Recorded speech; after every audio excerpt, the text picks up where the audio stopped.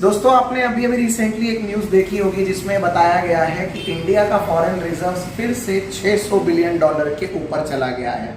वैसे ऑलरेडी एक समय था आज से 5 महीने पहले जब हम लगभग 630 बिलियन डॉलर के आगे जा चुके थे, लेकिन उसके बाद फिर काफ़ी हद तक डॉलर्स कम हुए थे और लगभग 100 बिलियन डॉलर्स उसमें से माइनस हुए थे। और उसके बाद अब दोबारा फॉरेन रिजर्व्स हमारे स्टेबल हो चुके हैं and we are above 600 billion dollars once again. So foreign reserves के बारे में आपको एक बेसिक जानकारी मुझे बतानी है कि आखिर ये फॉरेन रिजर्व्स क्या होते हैं और इनकी क्या ज़रूरत पड़ती है।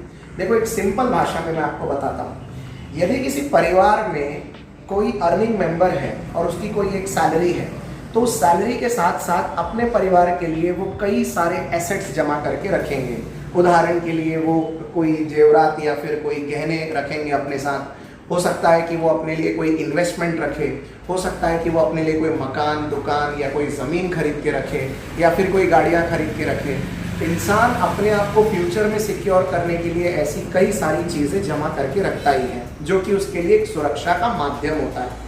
ठीक वैसे ही किसी भी देश में आने वाले फ्यूचर को सिक्योर करने के लिए और खुद की डोमेस्टिक करेंसी को स्ट्रॉन्ग करने के लिए हर देश के पास विदेशी मुद्रा होती है, जिसे फॉरेन रिजर्व्स कहा जाता है।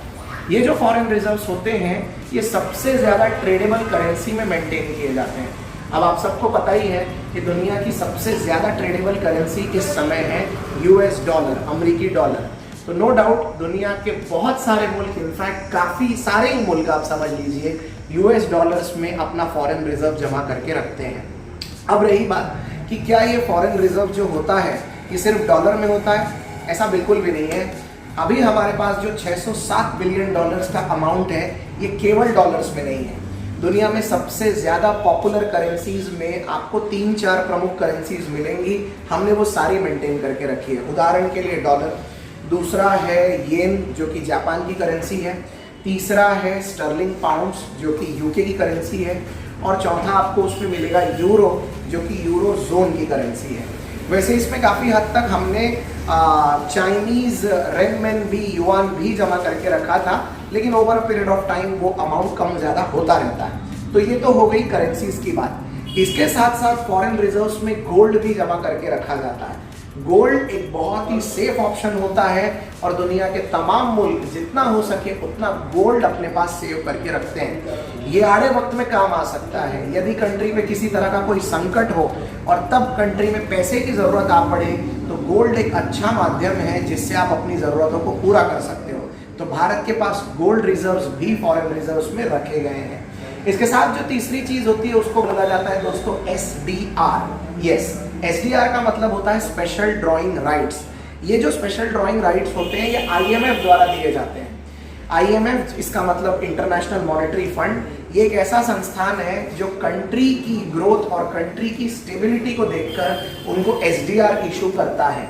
ये जो SDR होते हैं ये हर कंट्री के लिए अपने अपने अलग फिक्स होते हैं।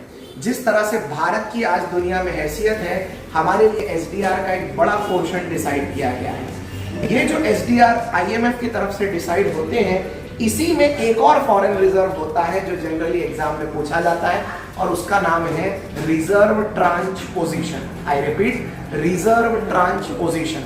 तो आपके पास जितना SDR है जो कि IMF में अवेलेबल है, यदि आपने उस SDR में से थोड़ा सा अमाउंट निकाल लिया है तो बचा हुआ जो अमाउंट जो स्पेशली आपके लिए IMF ने रखा है उसको बोला जाता है रिजर्व ट्रांच पोजीशन। तो जाहिर सी बात है इस तरह के ये 4 कंपोनेंट्स मिला के किसी भी देश का फॉरेन रिजर्व डिसाइड होता है। तो मैं एक बार कंक्लूडिंग वे में बता देता हूँ। फॉरेन रिजर्व्स में आती है सबसे पहले करेंसीज जिसमें मुख्यतः डॉलर, यूरो, येन और साथ में पाउंड्स आते हैं। सेकंड नंबर पे आता है गोल्ड, तीसरे नंबर पे आता है SDR स्पेशल ड्राइंग राइट्स, और चौथे नंबर पे आते हैं रिजर्व ट्रांसपोजिशन। और इन सब की टोटल मिला के इस समय भारत के पास करीबन 607 से 608 बिलियन डॉलर्स का एक बड़ा अमाउंट है। अब रही बात कि क्या ये अमाउंट सफिशिएंट है? वेल, इसका जवाब है हाँ, ये सफिशिएंट है।